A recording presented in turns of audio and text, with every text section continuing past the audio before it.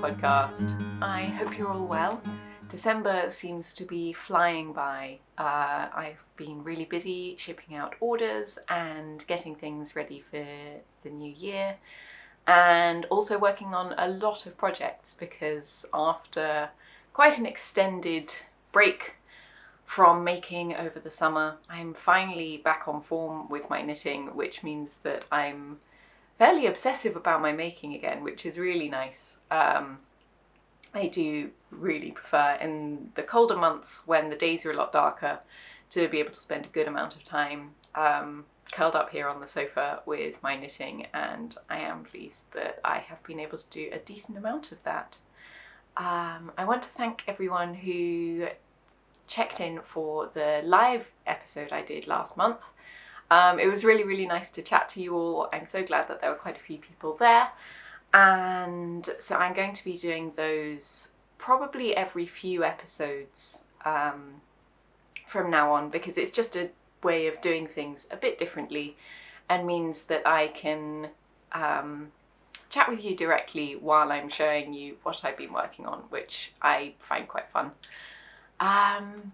So yes, I'm gonna start showing you the things that I'm making. You're going to have to forgive me because literally all of my knitting is in a very limited colour palette, and while usually for me that means a certain predictability of lots of orange and warm autumnal colours and perhaps a bit of light sagey green or maybe some blues and teals, it's basically all grey and burgundy brown. I don't know how this has happened, but it just seems to be the colours that are working for me at the moment. And so I'm going to be showing you the things that I have been working on the most. The first couple are things you probably will have seen before if you have been watching previous episodes, and then there will be a couple of new things. So, first up is Leggings. So they're progressing quite slowly, because I have realised that they're quite hard on my hands. You probably can't see there, but I've started blending in a new colour, which is more of a dark sort of russety orange, which I have been alternating rose with the previous burgundy colour. So I've just started that, so I'd say we're about mid-thigh level there. They're at the point where I can sort of try them on, and they look like a garment, not one that I'm going to show on the podcast. I might show you when they're actually finished. They're going slowly because I'm knitting them at a very tight gauge, and the yarn is not particularly elastic, and it's two strands held together, which just is a little bit hard on my hands, and that's something that I'm being a lot more conscious of.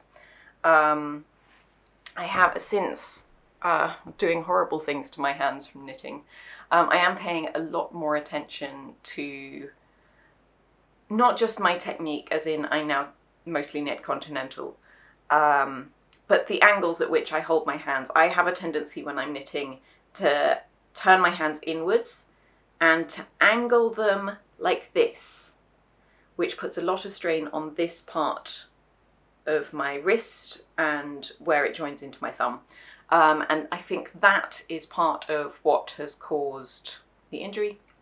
So that's something I'm being very conscious of. And it's, in a way, nice to be a lot more mindful about the specifics of my technique, so that I can try not to hurt myself again.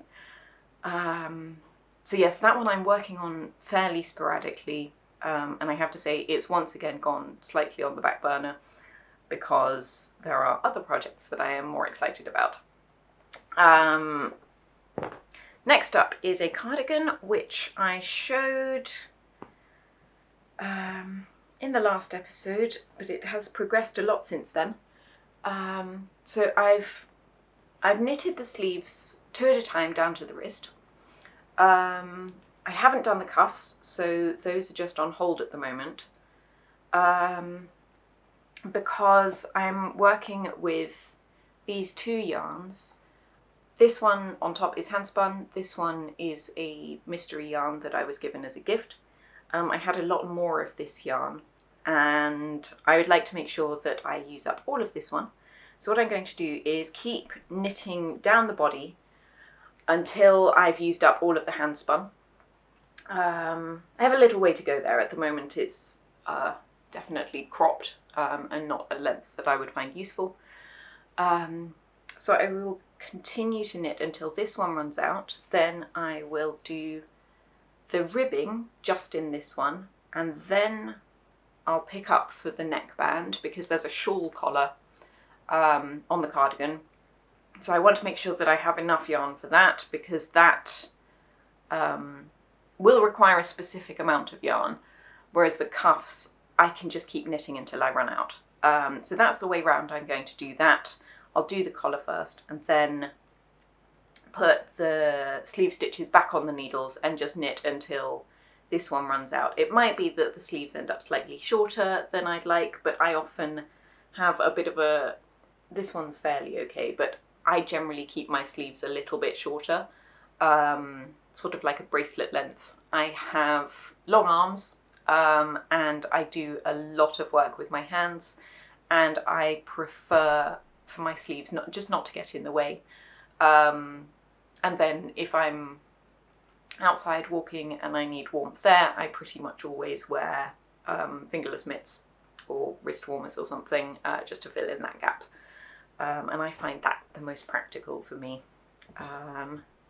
So yes, this one, like, one thing I cannot convey is how beautifully soft it is. It's just really, really pleasing, and the yarns, the two yarns that I'm working with, have they're working together really nicely, which surprises me somewhat because they're a different construction. So they're both two-fold yarn, so you've got two strands plied together, and one is an S ply and one is a Z ply. Spinners will know what this means, but if you don't, the direction in which you twist the strands together doesn't matter, as long as it's the opposite to the direction they were spun in. That means that the twist will counteract and you'll get a nice strong yarn. So you can spin an S ply, spin an S spin and then do a Z ply, or spin a Z spin and then do an S ply. The letter refers to the direction of the twist. So if I do an S, I'm going to have to do this backwards so that you can see. If I do an S, the center bit goes that way. If I do a Z, am I doing it the right way around? If I do a Z, I think I've done it the wrong way around. Anyway, the center bit goes in the opposite direction. You can hopefully visualize that. And so that shows the angle of the twist. So this one is an S ply and this one is a Z ply. And I didn't know how they were going to work together or whether that would even have an effect, but they're creating a really, really lovely fabric. They're sort of fuzzing together quite nicely. Both of them have not really a halo, but a sort of blurriness to them. So like a very shallow little fuzz. And they're very soft, which is not something I usually prioritise, but is nice as a little bit of a bonus. So yes, I'm excited about that one. It's, again, sort of stalled a little bit because I cast on another thing, which is this one. Now this is a jumper design that I have been thinking about for a very long time. A couple of years ago I released my Way Odd hat, which is a hat design that has this motif on it. And even back then I had thought that it might be nice to do a yoke jumper using that motif. I didn't do it previously. I'm not really sure why I hadn't got round to it before, but I think I was just focusing on other things.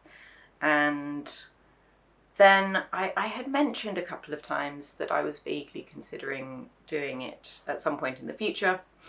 Then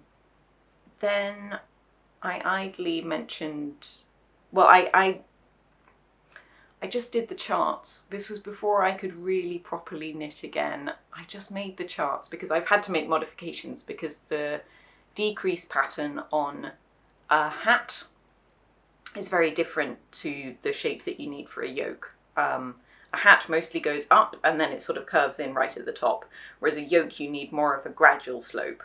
So I've had to change the positioning of some increases in this case because I'm working top down. So I did the charts. I've also got separate charts for the cuffs and hem. Usually I will do the same chart when I've done this kind of thing. I've used the same chart for the wrists and the hips, but this time I'm doing different ones and I'm looking forward to showing you what I'm doing there because I think it's going to be really cute and pretty. So this neckline will be folded under to make a really nice sort of plump squishy neckline. That's going to be very nice and warm. The yarn is my Mendip DK, which is what I used for the Way Odd hat and for quite a few of my hat designs. The colours are Sheep, which is the main colour, which is the undyed grey, and then the contrast colour is Beach, which is fast becoming a favourite. Like it's basically brown from a distance, but it's a really nuanced, beautiful brown that changes with the light quite a lot. Sometimes it looks very purple, sometimes it looks quite golden, sometimes it's almost greeny. It's very strange, and I really like it. I like colours like that they almost look boring from a certain point of view, but then you pay attention to them and they've got shifts and subtleties going on, and that's really fun. And is one of the things that I love about hand-dyed yarn, where the dye takes slightly differently in different parts of the skein, so even though it's sort of a solid colour, you end up with slight shifts in colour throughout. So yes, I'm really looking forward to getting this one done. I started this one just over a week ago, so I'm definitely back on form in terms of knitting speed, because a couple of months ago it took me 10 days to make a hat. So yes, I'm pleased with this. I'm really enjoying it, and I can't wait to get it out there. But I'm not going to hurry through it. I will knit it at the speed that it wants to be knitted. So on to finished objects. I just have the one to show you today.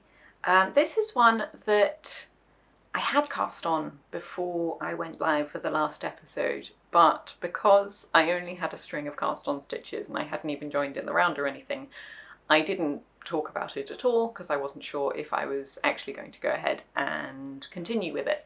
But I'm really glad I did, because I love how this hat turned out.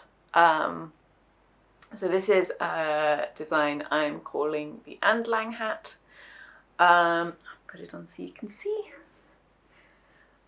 I really like this geometric sort of intertwining pattern. It's something I'm quite enjoying at the moment. I've got a little bit of corrugated rib for the brim. I really like how it fits, and it's really cozy. This one is being test knitted at the moment. A lot of the test knitters have finished already and their versions are looking beautiful. It's really exciting. There are quite a few versions where they've inverted the colours, so they've used a darker main colour and then a really light colour for the contrast, which looks really lovely. And so this pattern will be released on Tuesday the 15th of December. And for the first time, the pattern is going to be available in Norwegian, which is very exciting, and a slightly peculiar coming together of things. So the yarn I used is wool that I was given when I went to Norway at the beginning of this year. It was a gift from Brit V. I've got the label here. So this is yarn from her farm. And so I don't know if this is available sort of not locally. I suspect not, but it's a really, really nice yarn to work with. It's spun at Selby Spinnery, which is a mill that I would really, really like to visit if I manage to go to Norway again. And so I wanted to design something that doesn't necessarily specify a yarn that is available. I would like to use at least some of my design work to encourage people to knit from their stash. I think hats are a really good way to do that, because I personally think that the specifics of a yarn you use for a hat are not all that important. You want a yarn that feels nice on your head. If you're combining yarns, you want them to be a roughly similar weight if you're doing colour work. In this case, I've used hand spun, so it's a hand spun Cheviot as the contrast colour, which I have used previously in a couple of different things, and I'm just working down the final little bits of it, because I've got about, I think I still have about 10 grams left, so I might be able to eke another hat out of that, just for a contrast colour. And the Cheviot, and I believe on the label here we've got Grarug. I am probably not saying that correctly because I do not speak Norwegian. From the very little I know about Norwegian wool, grå I think just means grey, and then rug I think must be to do with the Ruga sheep, but I'm not entirely sure. And so yes, it's a fairly traditional style Norwegian wool, using a wool that doesn't have a lot of stretch to it. It was very almost hair-like in terms of fibre, so it didn't have a huge amount of bounce. But once I knitted it, it wasn't stiff or anything. It's not the softest yarn. It's fairly rustic, but it is really, really lovely, and has knitted up beautifully. And it bloomed really, really nicely once I blocked it. The Cheviot is completely the opposite. It's very, very bouncy and springy, and there's a lot of loft and crimp to it. And the Cheviot, the handspun that I used, is a very slightly heavier weight than the natural grey, which means that the design stands out a little bit more. And so I've combined two quite different yarns, and it's worked really, really nicely. And so I hope that with this pattern, people will be encouraged to combine yarns, dig in their stash, see what they've got, and come up with maybe something a little bit unexpected. And the fact that the pattern is going to be in Norwegian is one of my test knitters is Merete, who I will link both Brit and Merete's Instagram below so that you can find them. Merete is someone who I know through Eli of Skein Ties. I sent some yarn to Eli as a prize for a giveaway, not a giveaway, a knit-along prize. And Merete won the prize, which was my yarn. She received my yarn and used it to knit up some mittens designed by Sophia Kammerborn. And then when we were in Norway, the three of us got together not with Ellie, although it would have been lovely to see Ellie there as well, because she is from very close to where we were staying. So I got to see Merete, who knitted the mittens out of my yarn and Sophia's pattern, and we all had a massive hug and it was lovely. So Merete has test knitted this one in some Norwegian wool, and she has very kindly offered to translate the pattern. So the pattern will be available in Norwegian, so the people who are excited at the prospect of using Norwegian wool will be able to knit it. If you're watching this podcast, I imagine that the English version of the pattern would be accessible to you, but maybe if you have Norwegian speaking friends who don't speak English, then you could mention that to them. I don't know. But it is nice to be bringing my patterns to a larger audience, and at some point, probably well in the future, I would like to start translating some of my patterns, but we will see. So yes, this one is, I've just been wearing this the whole time. It is not cold enough to warrant that, but it's really nice and cozy. It's coming out on Tuesday, and I really hope that people are going to enjoy it. It should mean that if you're still ploughing through gift knitting, it should be able to be knitted before Christmas, if that's something that you're doing. I started it one evening, and I think I did the brim that evening, and then I did the rest of the hat the next day. It was a nice quiet weekend, so yeah, it's coming soon, and I'm really, really pleased with that one. And so just, you know, like,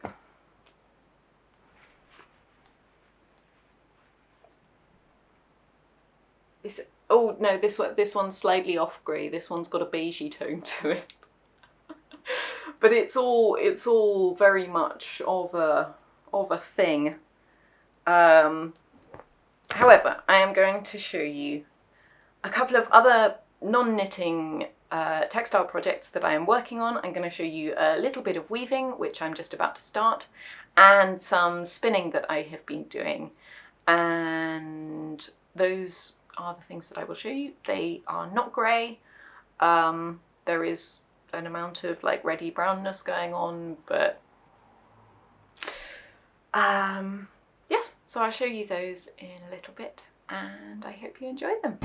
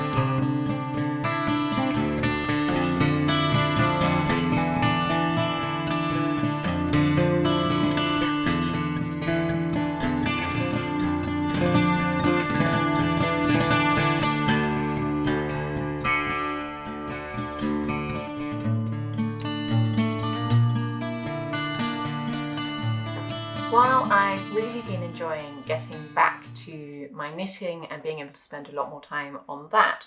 Earlier in the year, I started weaving again after quite a break, which was really, really lovely. I started weaving fabric for sewing rather than the more finished pieces I had been working on before, and it's something I've really enjoyed. And this project that I am now working on is something that I have had planned for a few months. I dyed up the yarn quite a while ago with this project in mind, and I've only just got round to starting it because I was just quite carried away with all of the knitting. But I'm trying to make sure that I vary the crafts I do so that I'm not just spending all of my time knitting. So I'm doing a lot of knitting, but also trying to get in some spinning and weaving, just to vary up the kinds of motions that I'm doing with my hands. I think it's probably a good thing to just keep a bit of variety in there. So I'm going to show you the yarns I'm working with here. I've got a dark purple warp, and as a weft I'm using this red yarn. Now, I dyed these both in the same dye pot. It's just a synthetic dye. I wound these skeins off two different cones, which in the cone looked identical, but you can probably see they are not the same colour. And so I think something about the yarn, maybe it was from different batches and had been treated slightly differently or something, I'm not sure. But the yarn has come out differently coloured, which is slightly annoying because it means that instead of just being able to weave with one skein and then move on to weave with the next, I'm having to alternate, as you would do in knitting with hand-dyed yarns where there is a possibility of variance between skeins. I'm alternating between two shuttles. So I've got a little pern bobbin thing with yarn from one skein and one from the other, and every two picks, so every two passes across the weaving, I'm alternating. And that is just to make sure that although I will get a very slight, sort of almost variegated stripe throughout the fabric, it will be very subtle, and the overall effect of the fabric will be more uniform than if I just wove with one for a section and then with the other, where you would get a noticeable block of slightly different colour.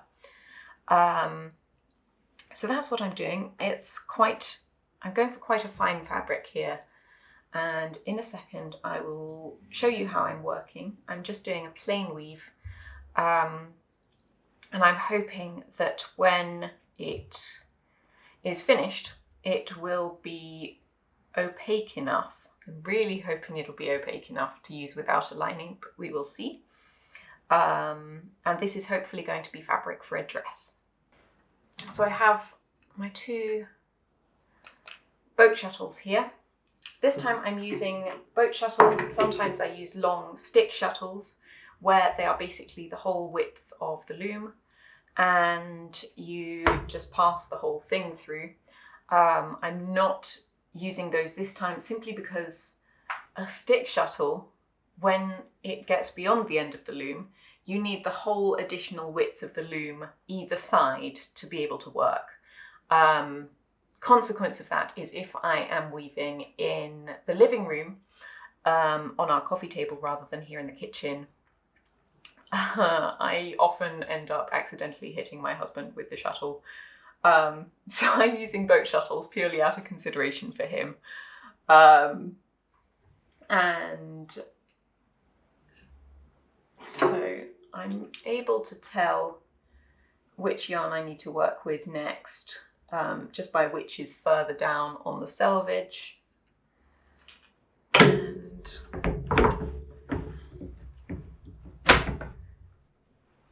so this yarn is a lamb's wool single, which is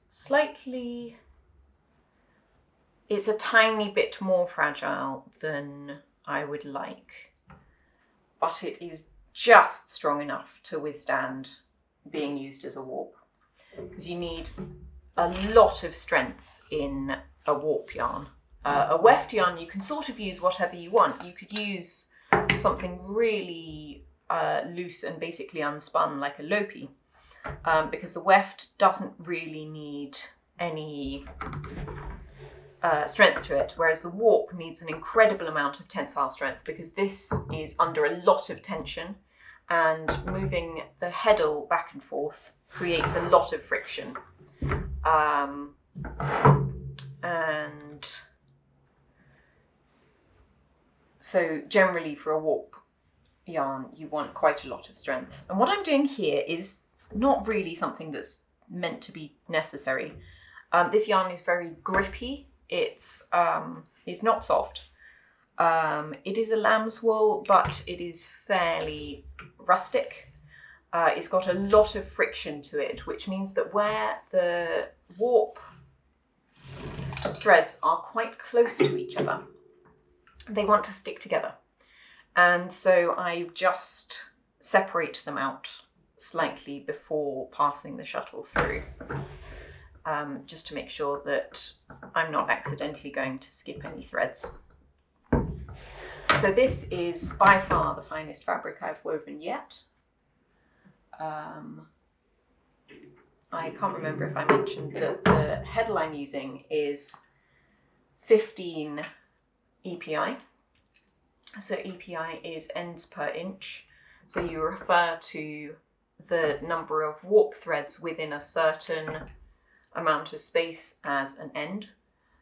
So 15 ends per inch means that there are 15 warp threads in an inch of width. And ideally for a plain weave, for this kind of fabric, you would want the picks per inch, so the number of weft threads in the same amount of space, to be the same. That way you get a nice even fabric. For things like tapestries, it's the opposite, as in you would want your weft to be much, much closer spaced than your warp. So then you end up not seeing the warp threads at all. But what I'm hoping for here, by using the different coloured yarns for the warp and weft, is you get a nice sort of almost shimmery effect in the fabric, so that it looks a very slightly different colour depending which angle you look at it from. That can be affected quite a lot by the type of fibre you use. So a fibre that is more lustrous and shiny is going to intensify this effect. So it's not going to be that significant with this yarn because it's a very matte yarn. There is no luster to it at all. But something like silk, or even fabric I wove earlier in the summer for the skirt that I made, which had Rami in it, which has a bit of a shine, that can create a really, really lovely effect. And I think it just adds a little bit more visual interest to the fabric, which for a plain weave, it means that I don't have to do anything special while I'm weaving to get a slightly more interesting effect.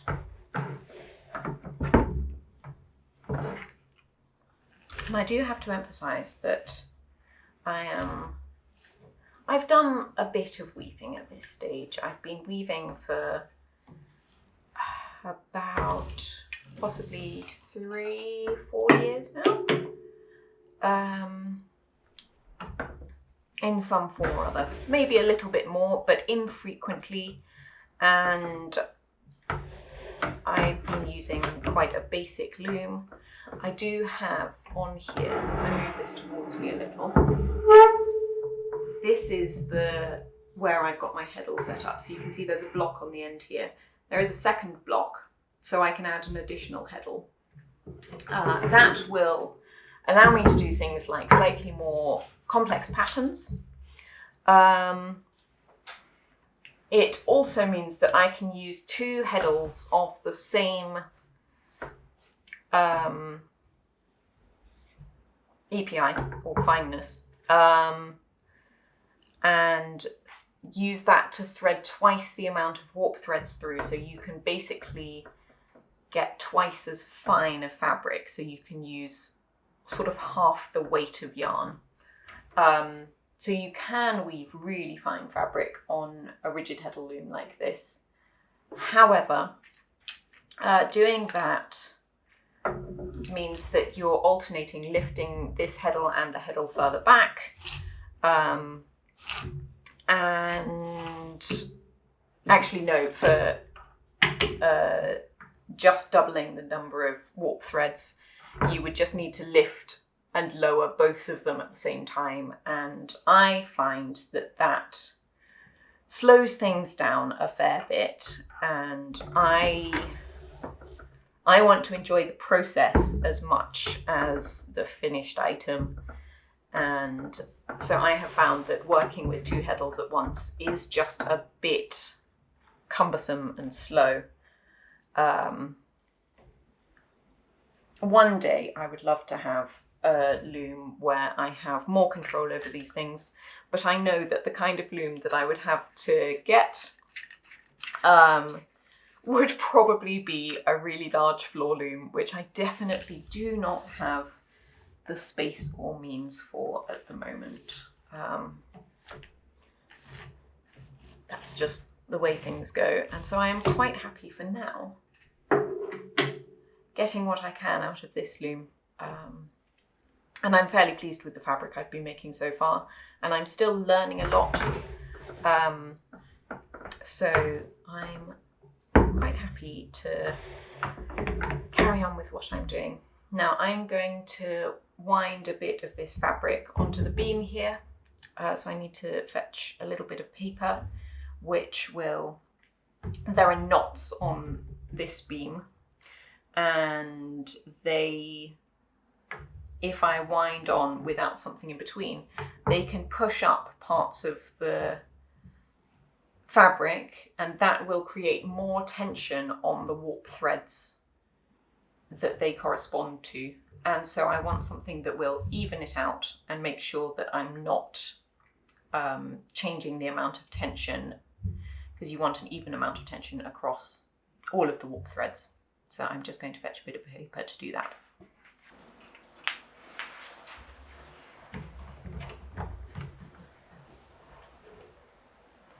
So you can see here I've got the knots where I have tied on the warp thread, and this little strip here is where I've just used some waste yarn to act as a spacer. So you can probably see here in between the knots draw in the threads into like a V shape. And so you use waste yarn until the warp threads are evenly spaced, and then you can start weaving with the actual yarn. The waste yarn, once the weaving is finished, then gets cut at the ends. So there are little loops at either end. I cut those and pull the threads out. These I then go on and use, this is just acrylic yarn, I go on to use it as ties for dyeing my yarn. So I tie the skeins together in batches of 5 so that they're easier to handle in the dye pot. I use these as skein ties once they're chopped off, because it's just a nice way to reduce a bit of waste. So I'm going to undo the little pawl thing back here, and then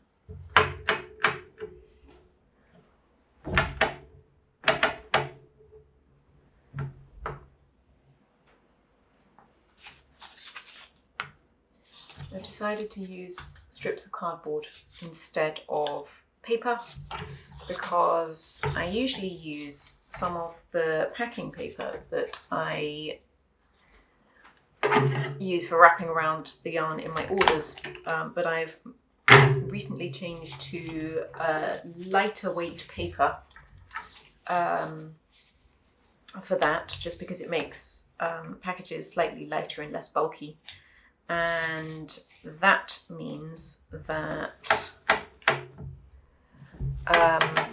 it's not as useful for this purpose. And so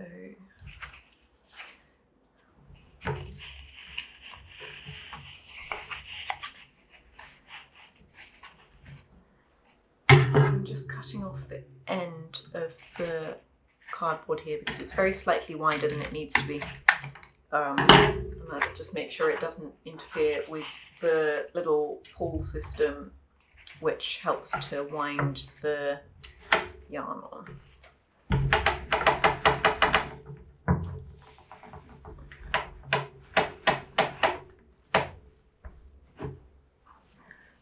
I've gone a little bit too far there. I forgot that I needed to leave space for actual weaving.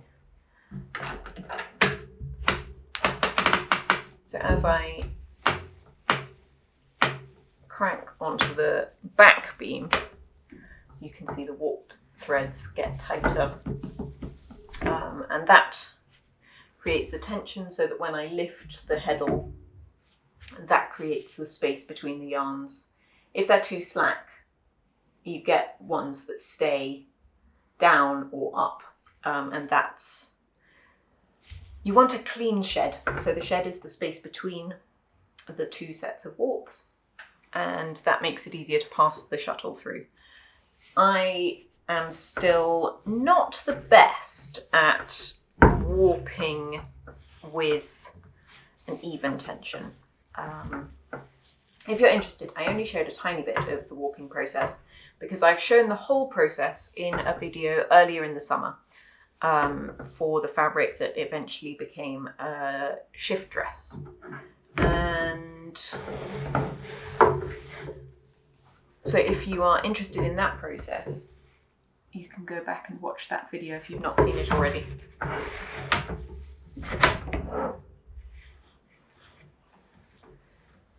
And usually, at least for me, the first couple of picks after I've wound a bit of fabric onto the front beam, which is this one, there are usually some little tension niggles.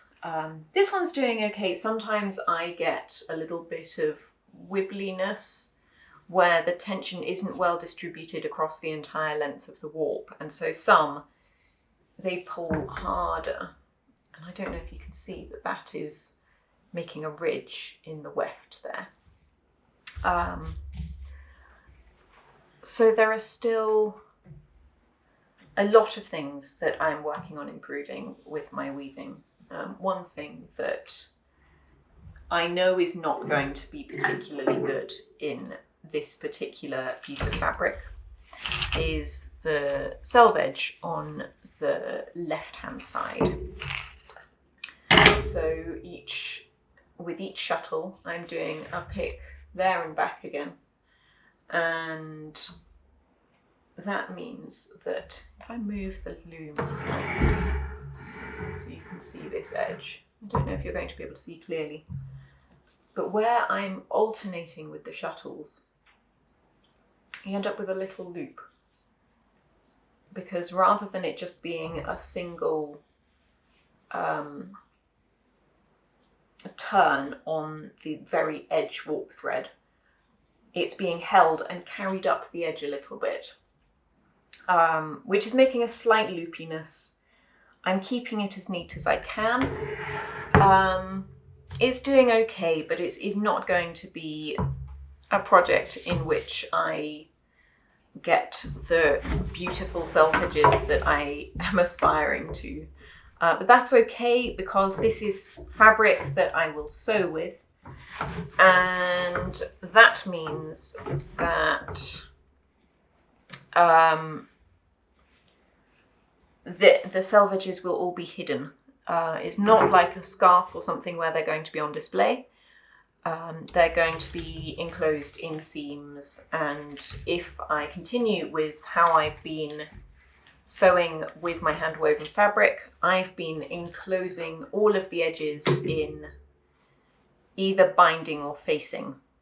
No, that's not entirely true. Some of the selvages I have left raw, but on the inside of the garment. And so you don't see the selvage from the outside, and that is sort of fine by me. So with this one, I am mostly working on getting a nice fine fabric and trying to keep my tension as even as possible. It is also an unusually long warp. Generally, so the method I use is direct warping, where you wind the entire length of the warp yarn around a peg that is the full length of the finished piece. But generally, once you get above a certain length, people tend to start using a warping board, which is a board which has pegs spaced at set intervals, and you wind your yarn around them in a continuous loop, and then use that as your warp. It is a method that I have not learnt, and as things are at the moment, I don't intend to. In a lot of cases, I am very keen to expand my skills. However, there are quite a few things with weaving where I just really want to avoid excessive faff. And using a warping board, to me, I have seen people use them. I have seen how they work, and to me it seems like far more faff than I can be bothered with.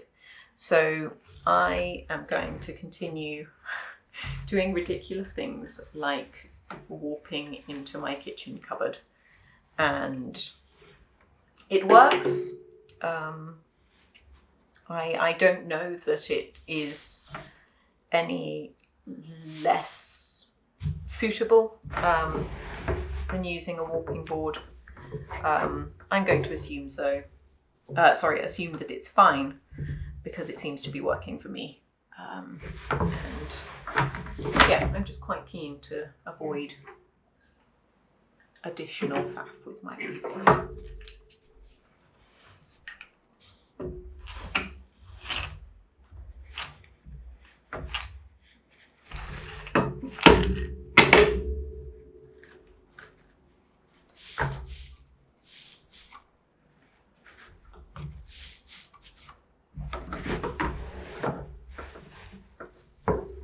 Say that this is being a lot less troublesome than I expected it to, with this very sticky yarn. I expected it to be a little bit more unruly and difficult to manage, but it seems to be behaving fairly decently.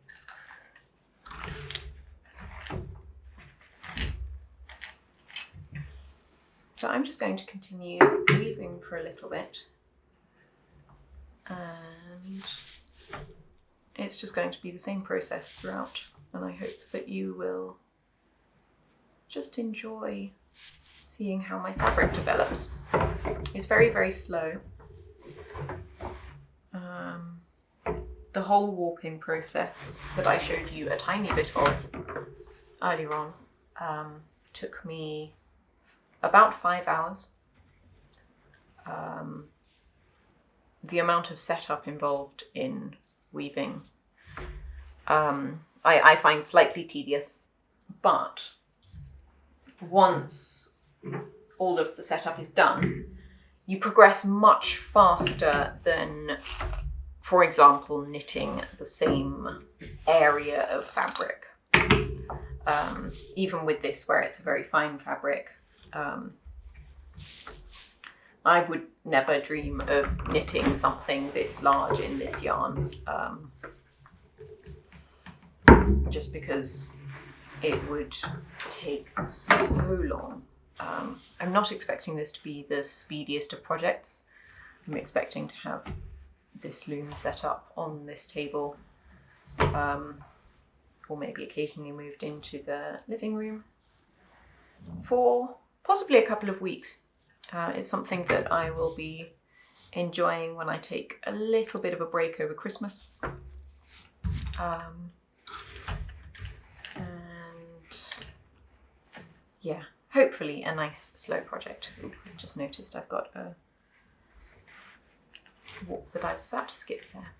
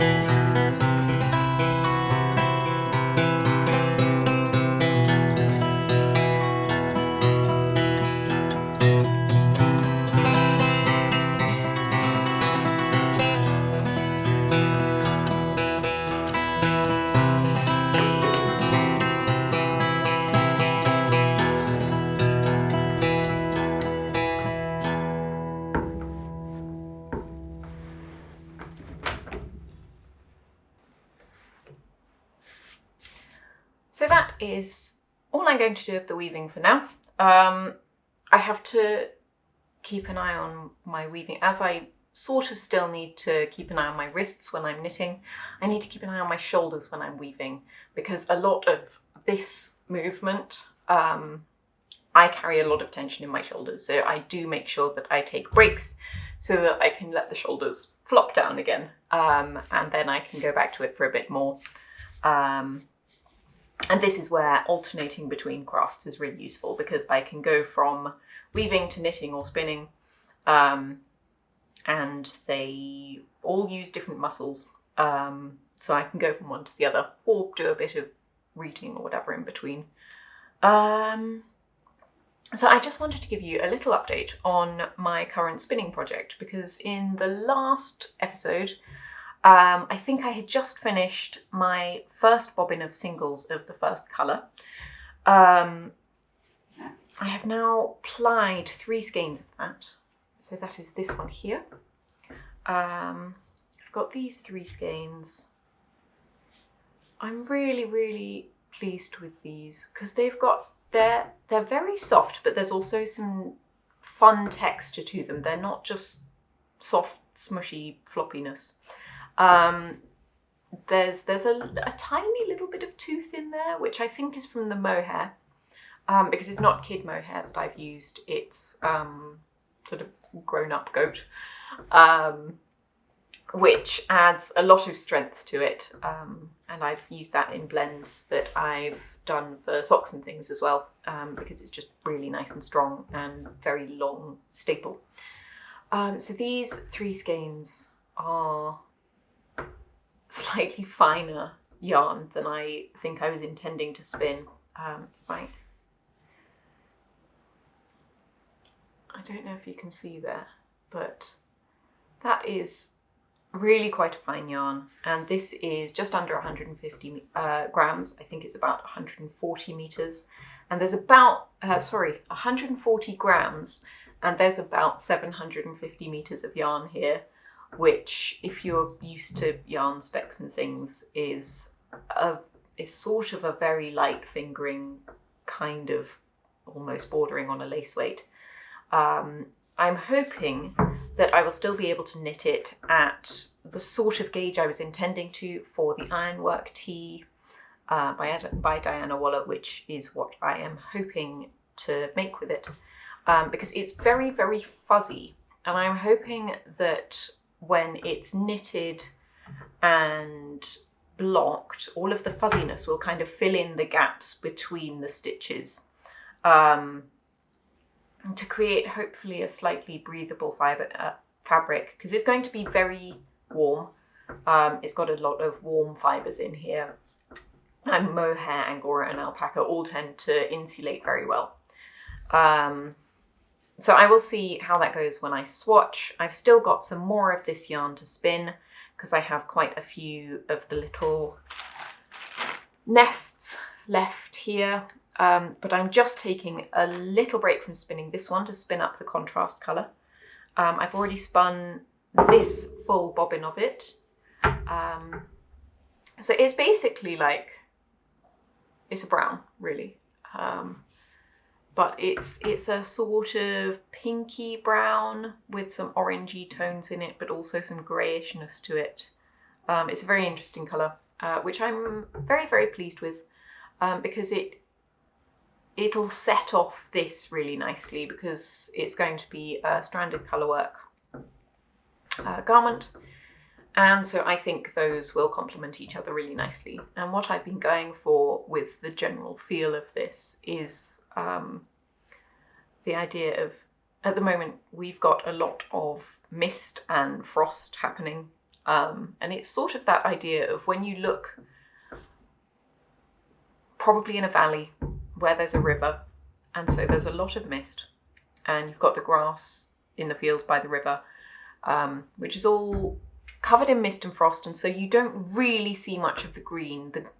The weather just makes everything much more muted, and so it's that idea of early morning grass alongside dead sort of branches and leaves.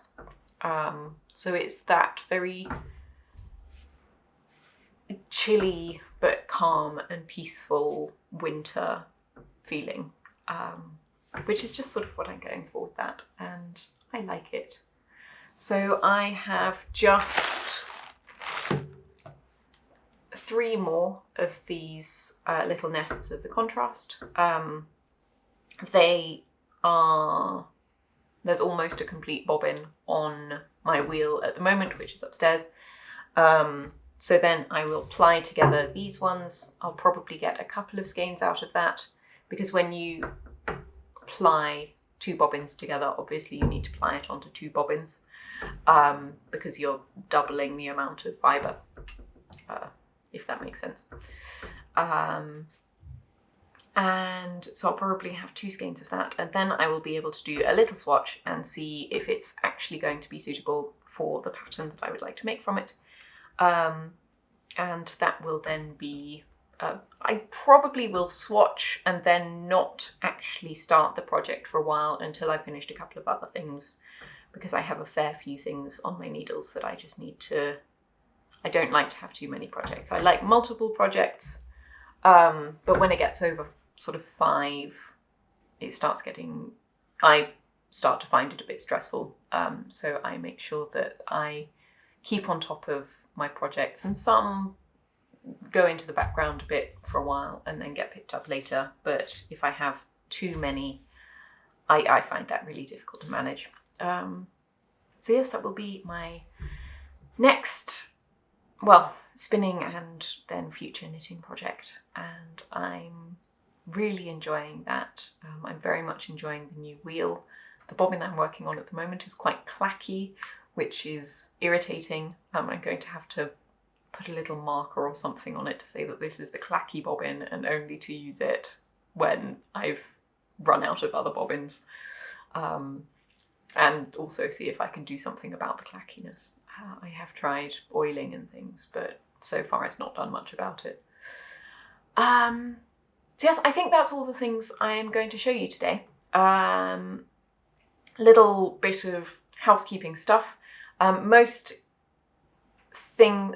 shipping very frequently at the moment because I'm having orders collected rather than taking them to the post office, because the post office is a nightmare at this time of year.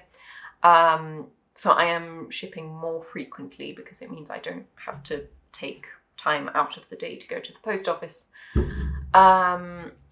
Most orders from the shop, international ones, are unlikely to arrive before Christmas now. I think in a lot of Europe you possibly have like 1 more day. I do have the dates up on my website.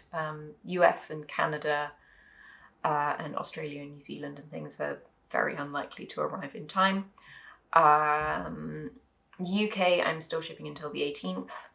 And I have gift cards available on my website if anyone would like to either get themselves some yarn for Christmas and then choose what they want in the new year, or if you want to give someone yarn but don't want to actually have to make choices for them, then that's a nice way to do it. And it means that I can fulfill orders later on when things are slightly less hectic and they are likely to arrive a little bit faster.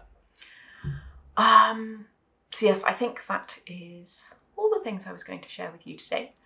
I'm now going to leave you with some footage I took when we went a couple of weeks ago to Chew Valley Lake, which is in the Mendips, just to the south, sort of west of us.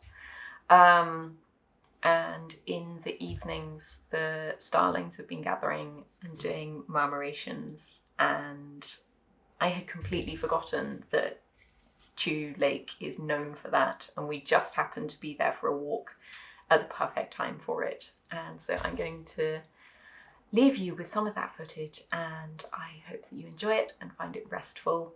I hope that you have a lovely rest of 2020. I hope that it is as joyous and peaceful as circumstances allow.